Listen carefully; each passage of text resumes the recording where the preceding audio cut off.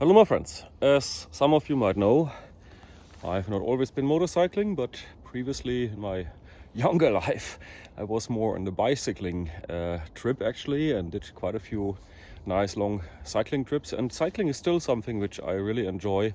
I'm not really training in any way like people here do in Sweden, trainer. That's not my thing, going into a gym, but I really like being out in nature and move around here and look what I can see here. And the bicycle is of course perfect means of transport for that. Here's even, as you see, a little bird watching place, for example. There's quite some bird watching going on, some bird life going on here in spring. So recently, about 3 months ago, quite surprisingly, I bought myself a new mountain bike. The plan was originally to buy myself a bike for my cabin, so something really not fancy and not really expensive.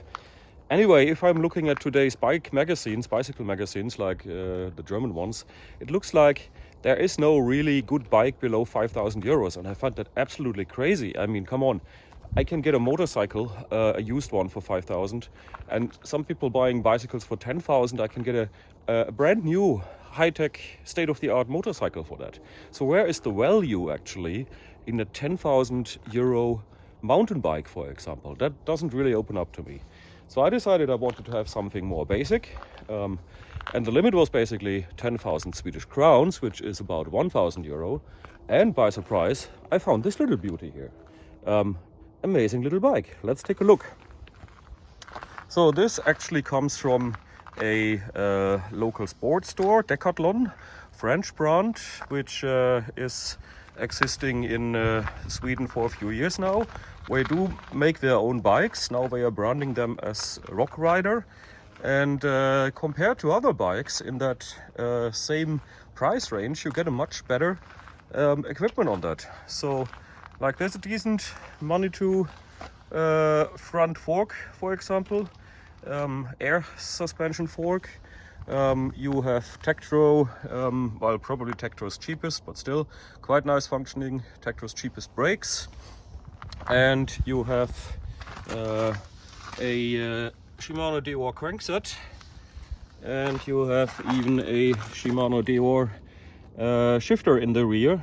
I was a little bit critical about this strange trend now to have only one tiny little, how do we call that, thing there in the front. Normally, first mountain bikes had 3 basically, because you wanted to extend the range of the shifter.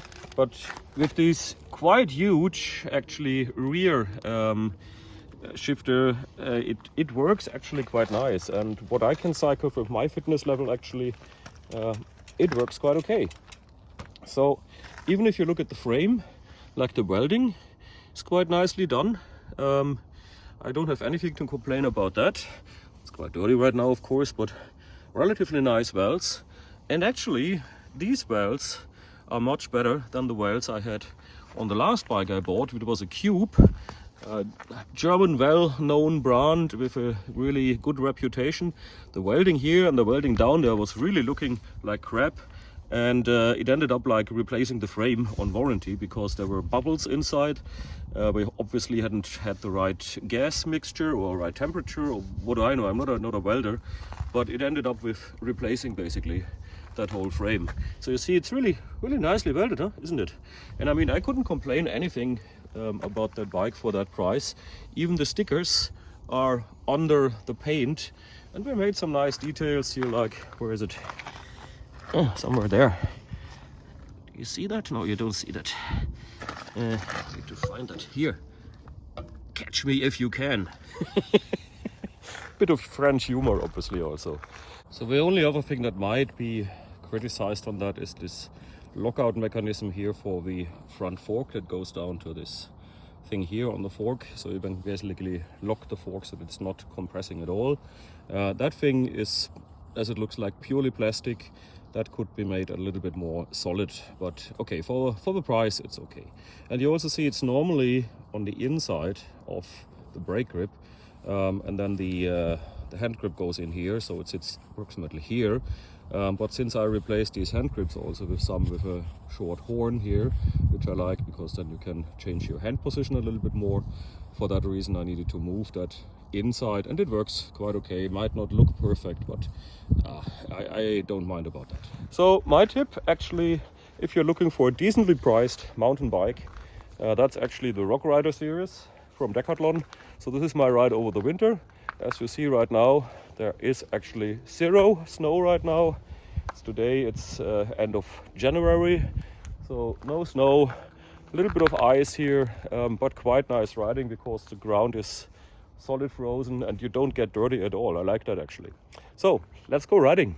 See you.